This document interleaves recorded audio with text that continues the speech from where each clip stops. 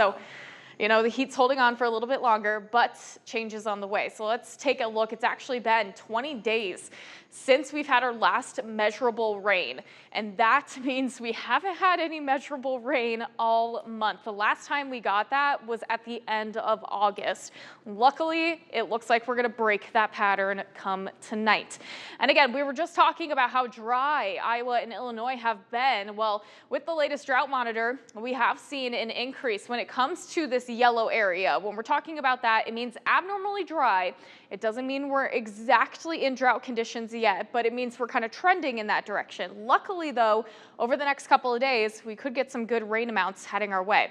Right now, though, again, Moline side sitting at 91 degrees right now. Winds have been quite breezy, so it actually feels quite nice outside. Dew point temperature is also not crazy high, so it's at least a dry air mass over us.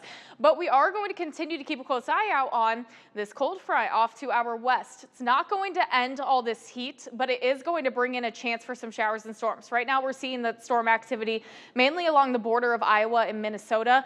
Later on, going to make its way closer to our hometown. So we do still have that level 1 out of 5 threat for areas along the Mississippi River and on the Iowa side. When it comes to that level 2 threat, it's just to our west, including Iowa City and Monticello. I do not think that's going to move into our hometowns. We're kind of starting to see some trends where it's losing a lot of energy, especially by the time we get to later tonight. So the window of opportunity for this kind of looks more so towards 11 p.m.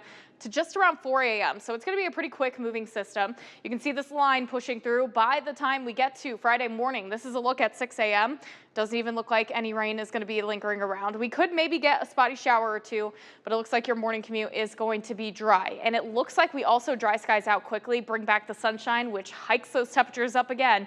We're heading right back to the upper 80s near 90 degrees. Saturday, most of your day is going to be dry and we still stay warm, highs in the upper 80s. But come Saturday night, that's when we could bring in another chance for some showers and storms, and that carries us into Sunday, and that's going to be the system that kind of puts an end to the heat, hopefully brings in a little bit more rain.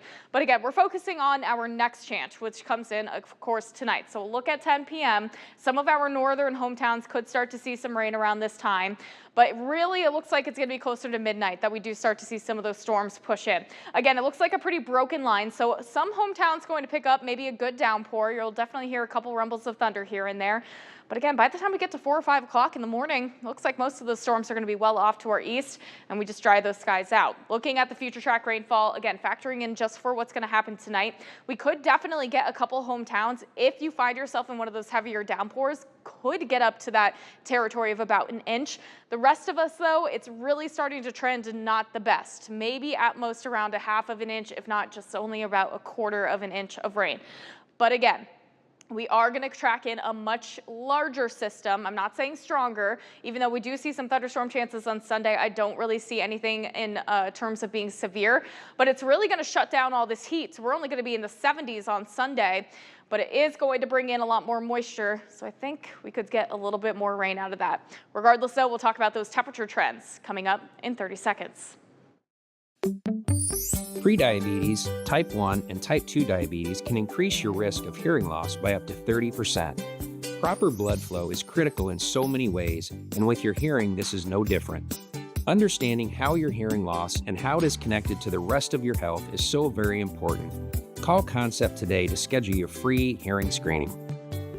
Concept by Iowa Hearing, bringing people together. All right, looking at the next 8 days, at least we do have some showers and storms to talk about again tonight, and then another round going in Saturday night through Monday is where we could see those showers and storms lingering around. But again, it just shuts down all this summer heat, and it looks like we're going to trend into some fabulous